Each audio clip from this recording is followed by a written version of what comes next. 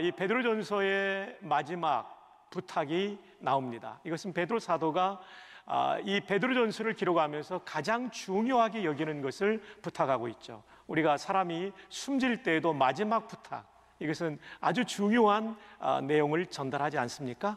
이와 마찬가지로 베드로전서를 기록하면서 바울 사도는 가장 중요한 내용을 교우들에게 지금 전파하고 있는 것이죠.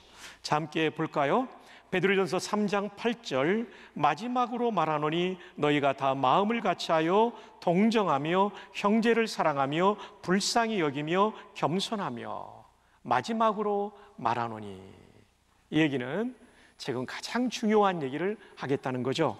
그러면서 몇 가지가 나옵니다. 첫 번째가 너희가 다 마음을 같이하여. 영어 성경에 보면 하모니오스라는 단어로 사용되었습니다. 마음을 같이하여. 이 하모니오스의 뜻은 조화된, 화목한, 사이가 좋은.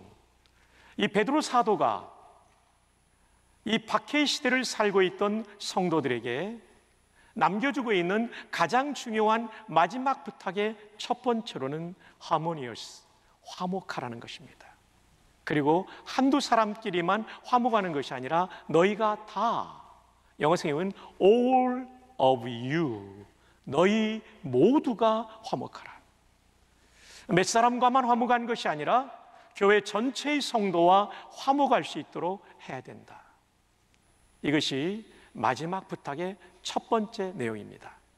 그러고 보면 우리 교회의 영구 목표인 감사하고 화목하고 충성하여 하나님을 영화롭게 하자, 거기 화목이 들어가잖아요. 이것은 교회를 교회답게 하는 매우 중요한 요소라고 하는 것을 우리가 기억하기를 바랍니다. 가장 아름다운 교회, 화목한 교회입니다. 다투지 않는 교회, 다툼이 있는 교회는 성도들이 은혜 받기가 어렵습니다. 하나님께서도 영광을 받으시기가 어렵습니다. 그래서 마지막 부탁의 첫 번째가 화목입니다. 화목을 위해서는 나 자신을 십자가에 못 박고 상대방을 배려할 때 화목이 이루어지는 거죠. 우리 교회가 그런 교회가 되기를 주님의 이름으로 축복합니다. 그 다음에 동정하며, sympathetic이라는 단어입니다. 이 단어는 동정적인, 인정 있는, 공감하는, 호의적인, 서로 마음이 통하는. 그러니까 동정하면은 이 두 가지로 제가 좀 설명을 드리고 싶은데요. 인정이 좀 넘치는 교회. 그래서 사람들이 들어오면 다른 것보다도 성도들이 서로 정이 있기 때문에 마음에 포근함을 느낄 수 있는 그런 교회. 가정 같은 교회. 역기능적 가정 말고 순기능적 가정 같은 교회. 좋은 집은 들어가면 그 가족원들이 아주 포근해지잖아요. 인정이 있잖아요. 인정이 있는 교회. 또 호의적인 교회. 그래서 새 가족이 올지라도 기존의 성도들이 서로 호의적이고 인정이 넘치는 걸 보면서, 야, 내가 여기서 남은 생에 예수님 믿어야 되겠다, 이런 마음을 가진 교회는 좋은 교회가 될 것입니다. 우리 교회가 그런 교회 되기를 바랍니다. 그래서 째려보는 사람이 한 명도 없는 교회, 모두가 밝은 눈, 따뜻한 눈, 격려하는 눈으로 바라보는 그 교회, 그것이 바로 동정하며의 뜻이 되겠습니다. 세 번째로는 형제를 사랑하며, 영성에는 brotherly라는 단어인데 이 뜻은 형제다운. 여러분, 정말 좋은 형제는요, 우애가 깊지 않습니까? 그러나 재산 가지고 다투고 또 어떤 자리 가지고 다투는 형제들은 이 볼성사납지 않습니까? 그건 브라더리한 것이 아니에요. 형제다운 것이 아니에요. 형제답다는 것은 아버지의, 어머니의 한 피를 받은 형제 자매는 모름지기 서로 사랑해야 되는 거죠.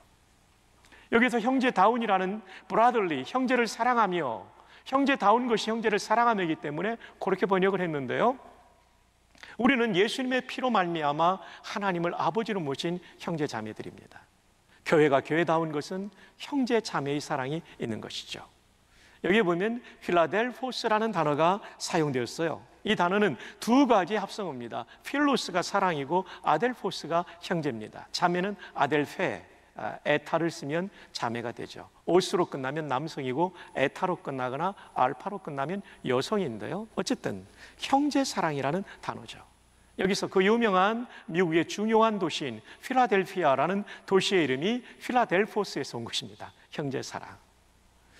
우리는 예수 그리스도의 보배 피로 구원받은 한 피바다 한 몸 이룬 형제여 자매이기 때문에 우리 모두가 형제답게 자매답게 서로를 더 사랑하는 그런 교회 되기를 바랍니다.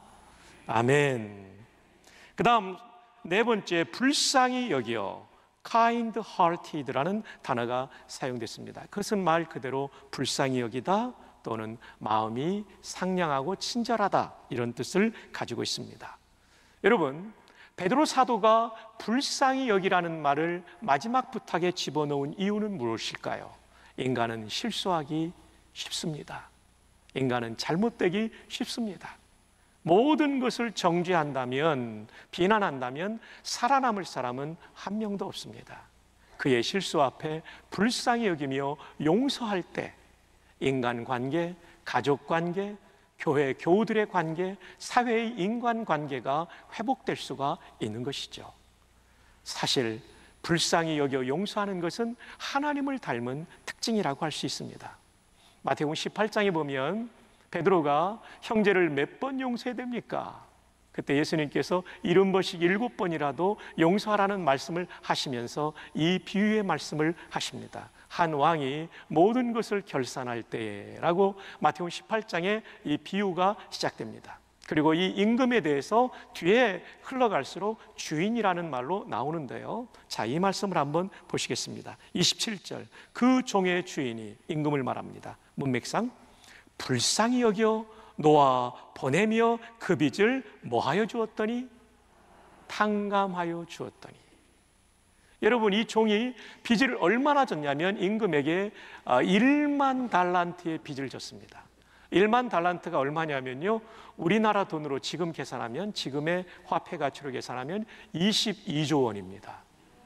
와, 진짜 이렇게 놀라시는 분들은요 굉장히 감수성이 뛰어난 훌륭한 분들이죠. 22조 원을 어떻게 갚겠어요? 그래서 왕이, 임금이, 이 주인이 그 사람을 불쌍히 여겨 뭐 해주었더니? 탕감해 주었더니. 탕감이란 말이 잘 안 쓰는 말이라서 저도 익숙하지가 않아요. 영어 성경에 보면 이 탕감이란 말이 NIV 성경에는 canceled, 그 돈을 22조 원, 1만 달란트를 돌려받는 것을 취소하고 면제했다는 뜻이죠. 그 다음에 NASB 성경에는 forgave, 용서해 주었다는 것이죠.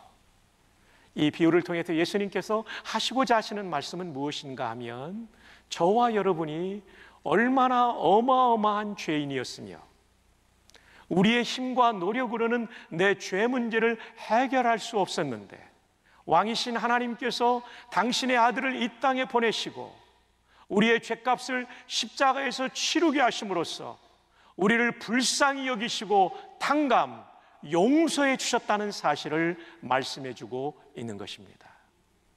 우리가 받은 용서는 이 얼마나 엄청난 용서입니까? 내 힘과 내 실력과 내 노력으로 해결할 수 없는 죄의 문제에 대한 하나님의 위대한 용서를 받은 존재들입니다. 동의하시면 아멘. 비유 얘기를 계속합니다.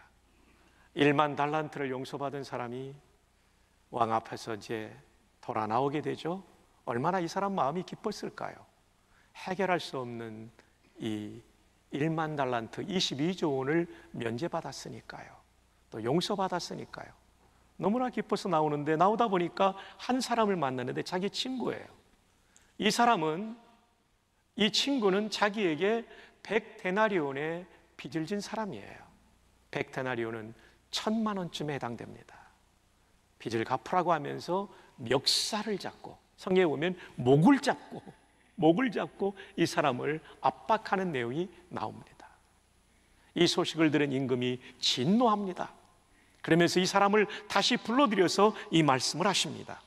마태복음 18장 33절에 내가 너를 불쌍히 여김과 같이 너도 내 동료를 어떻게 해요?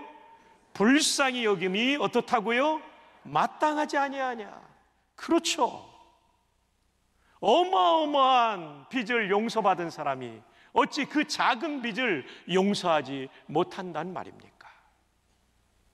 그래서 이렇게 말씀하십니다. 너도 내 동료를 불쌍히 여김이 마땅하지 아니하냐. 그런데 안타깝게도 저와 여러분의 삶 속에 이런 모습이 하나님 앞에 비춰질 때가 많이 있다는 것입니다.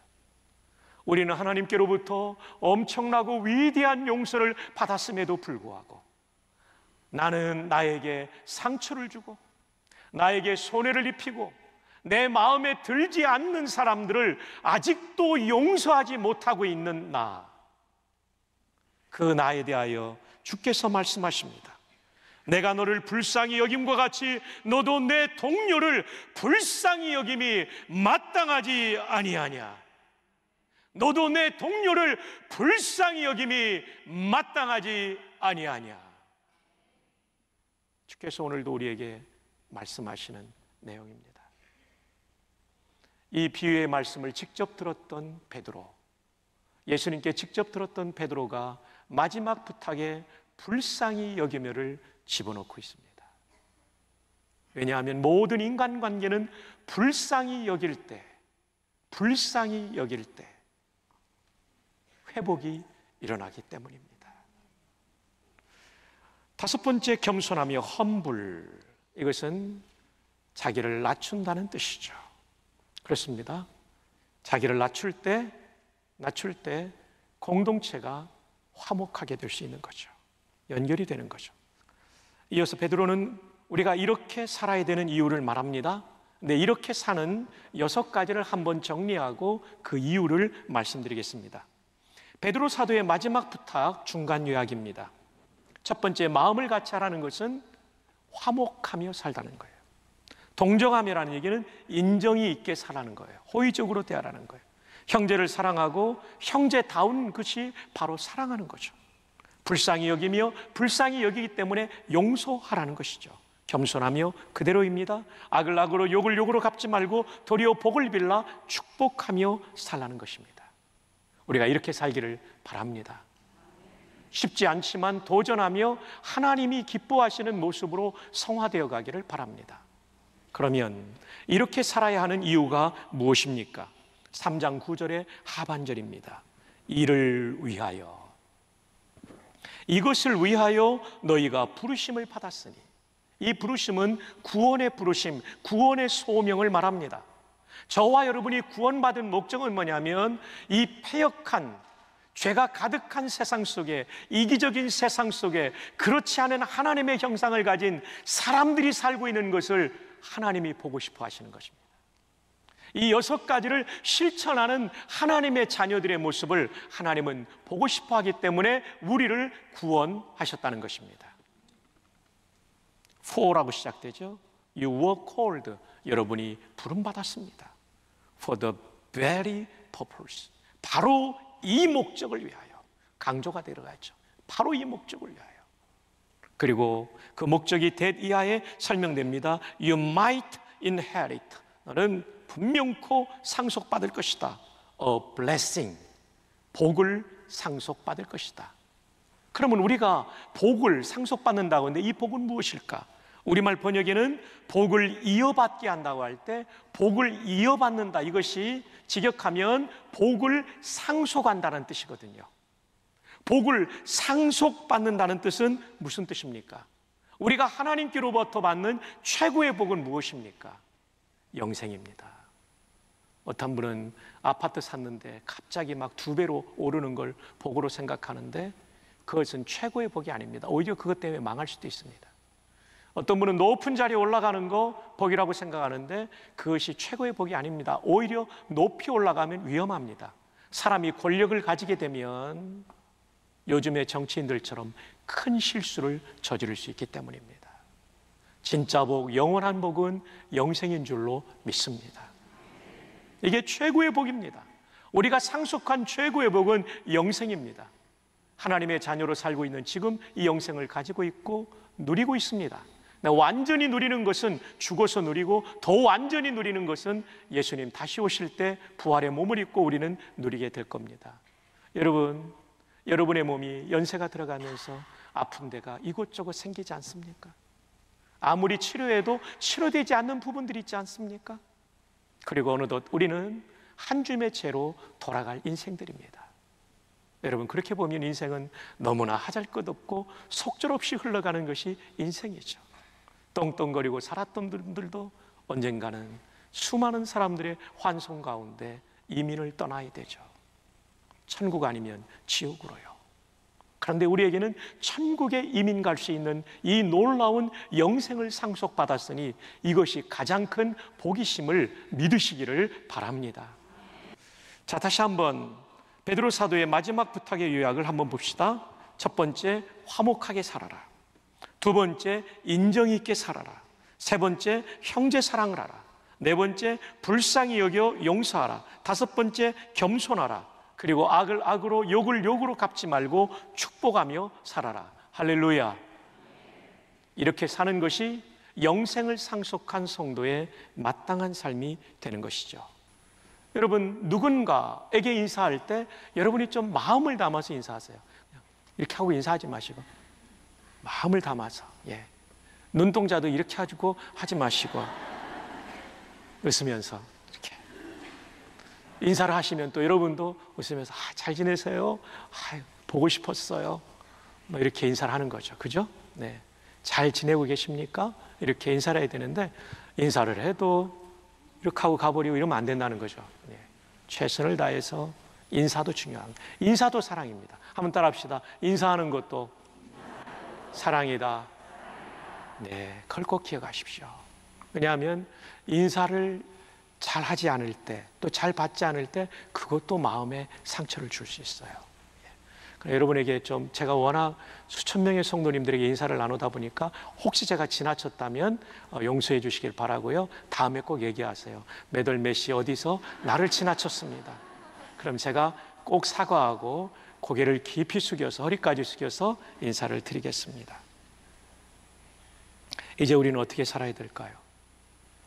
베드로 사도의 마지막 부탁은 우리에게 어떤 의미가 있을까요? 이 9가지 부탁을 우리가 실천해야 되겠죠. 형제 사랑, 불쌍히 여기면서 용서하는 것, 그리고 말을 함부로 하지 않는 것. 이 9가지의 실천 사항들을 우리가 실천하게 될 때 우리 교회는 더 좋은 교회, 더 좋은 신앙생활하는 성도들로 가득 차게 될 것입니다.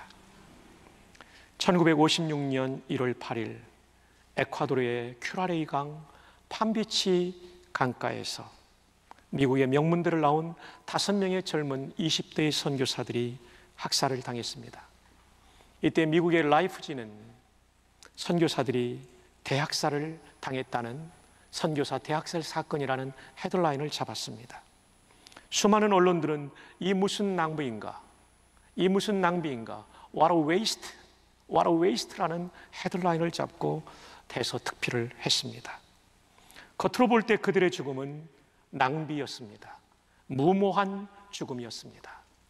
그러나 시간이 흘러가면서 그들의 죽음은 낭비가 아니라 거룩한 씨앗이 되어 그 9가족을 구원하는 놀라운 희생이 되었다는 것을 우리는 선교의 역사를 통해서 알고 있죠. 2년 후에 엘리엇의 부인 엘리자베스 엘리엇이 들어갑니다. 그리고 네이트 세인트의 친여동생인 레이첼 세인트가 이 부족을 향해 들어갑니다. 이 부족은 살인 부족이었지만 여성들은 죽이지 않는 부족이었죠. 그래서 그들의 희생적인 섬김을 통해 그 부족들은 예수님께로 돌아오기 시작했습니다. 무려 25%, 지금은 60년이 지나 훨씬 더 많은 사람들이 예수님을 믿고 있는 이 부족이죠. 근데 여기에 아주 감동적인 스토리가 전해져 옵니다. 이 9가족에서 4명의 목사와 1명의 전도사가 나왔고요. 순교한 선교사 중 네이트 세인트 선교사의 아들 스티브 세인트는 10살 때 아버지를 죽인 민카이라고 하는 아우카 부족의 사람에게 입양되어 갑니다. 저는 이 얘기를 들으면서 진짜 가슴이 정말 먹먹해지는 감동을 받았어요. 어떻게 내 남편을 죽인 그 사람에게 아들을 입양 보낼 수 있을까? 그 어머니 마지 세인트 선교사의 위대한 믿음을 보게 됩니다. 이때가 1961년이었습니다. 그로부터 약 4년이 지난 1965년 6월달 놀라운 일이 벌어집니다. 스티브 세인트와 그 여동생이 아버지가 순교했던 그 팜비치 강가에서 세례를 받습니다. 누구에 의해서 세례를 받냐면 아버지를 죽였던 살인자, 그가 이제는 예수님을 믿고 회심하고 변화되어서 목사가 된 키모라는 사람에게 세례를 받습니다. 여러분, 키모의 그 당시 세례를 줄 때 그가 올려드렸던 기도를 한번 자막으로 띄워드립니다. 키모 spoke to the Creator. 키모는 창조주께 말씀드렸습니다. Seasons and seasons ago. 계절이 오래전에 지났던 옛날에 He prayed. 그 옛날에 We came here to do a bad thing. 우리는 이 강변에 나쁜 일을 하려고 왔었습니다. 그것은 무엇이냐면 That made your heart cry. 하나님, 당신의 마음을 찢어놓고 울부짖게 만드는 그 나쁜 일을 하기 위해서 우리는 이 강변에 왔었습니다. But now, look. 그러나 이제 보십시오. We have come back to this same sand place. 우리는 다시 이 강가 강변, 이 모래사장에 다시 돌아왔습니다. To make your heart happy. 이제 하나님 당신의 마음에 행복을 주기 위해 이 강변에 다시 모였습니다. 하나님께서 이 장면을 보시면서 얼마나 감동받으셨을까요? 자기 남편을 죽인 팜비치 강가에서 자기의 아들이 그 아빠를 죽인 사람의 손에 의해 세례를 받게 하는 이 마지 세인트 선교사님의 위대한 용서.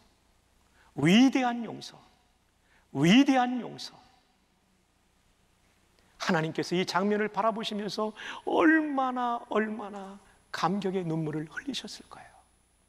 그래, 나를 닮은 것이 바로 저 모습이야. 나를 닮은 것이 저 용서야. 나를 닮은 것이 저 불쌍히 여기는 용서요, 사랑이야. 주 안에 사랑하는 성도 여러분, 우리는 하나님을 오래 믿으면서도 왜 이 사랑, 왜 이 불쌍히 여김, 왜 이 용서까지는 나아가지 못하고 있습니까?